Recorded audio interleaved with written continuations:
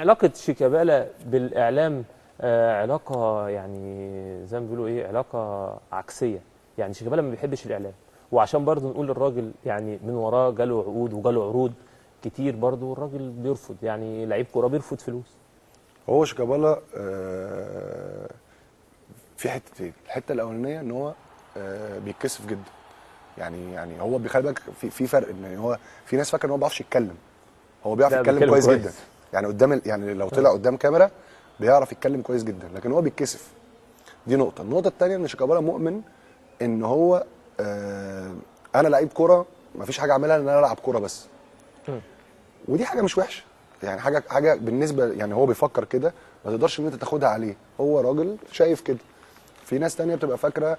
انا عن نفسي يعني دايما بعتبر ان الاعلام جزء من شغلي، ان انا ليا واجب تجاه الاعلام، ان ليهم حق عليا.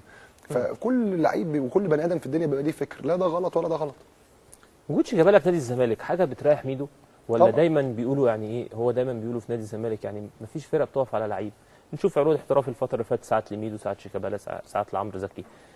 عارف ان مفيش فرقه فعلا بتقف على لعيب، بس هل وجود لعيب زي شيكا وانت بتلعب في نادي الزمالك حاجه مهمه بالنسبه لك؟ بص يا سيف، هو بكل امانه انت النهارده لما تيجي تتفرج على الكوره في مصر هتلاقي ان شيكابالا بيأدي في مستوى مختلف تماما عن كل اللعيبه اللي موجوده في الدوري المصري. ودي حقيقه، واللي ينكر الكلام ده يبقى راجل بيتفرج غلط.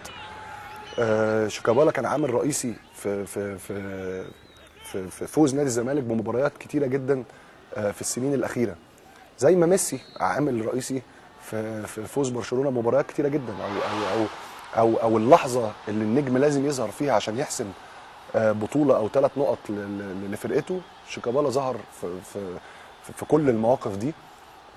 بس ميدو يعني بدون قطع كلامك، دايما في الماتشات الدوليه شيكابالا مش موجود. ليه شيكابالا يعني جاله فتره مع بعد منتخب مصر، يعني مع منتخب مصر دايما ما فيش. بعد كاس الامم الاخيره لعب مباريات كويسه جدا مع منتخب مصر. ويمكن لسه لغايه دلوقتي الظروف ما سمحتش لشيكابالا ان هو يتالق مع المنتخب، انما هو لسه راجل عنده 26 سنه، وانا متاكد ان الظروف هتسمح له ان هو يعمل حاجه مع المنتخب زي اللي عمله مع نادي الزمالك. انا عارف ان انت يعني شيكابالا يعني زي ما بيقولوا كده، يعني هو الاحب الى قلبك داخل نادي الزمالك.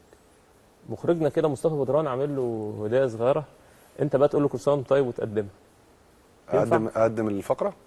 يعني انت توجه رساله، الكاميرا اهي، توجه رساله لشيكابالا كل سنه وانت طيب، وتقول له تعالى بقى اشوف. انا قلت له الصبح كل سنه وانت طيب، وكل سنه وانت طيب يا شيكا، وان شاء الله السنه الجايه تبقى سنه خير عليك. واطلع له بقى اطلع له بالتقرير. ومخرجنا معدل لك تقرير جامد جدا اتفرج عليه. يلا نطلع نشوف بقى التقرير.